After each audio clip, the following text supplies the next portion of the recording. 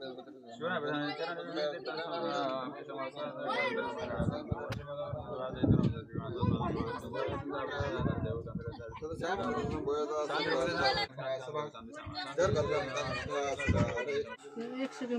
guys,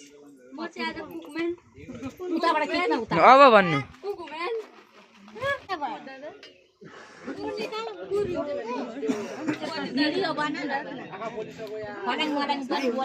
दिदी भाइले बोलाउनु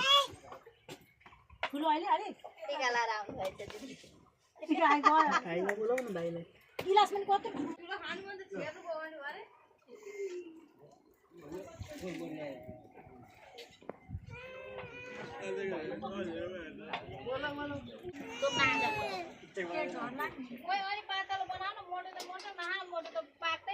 दिदी सो भएको छोरी भएछ नि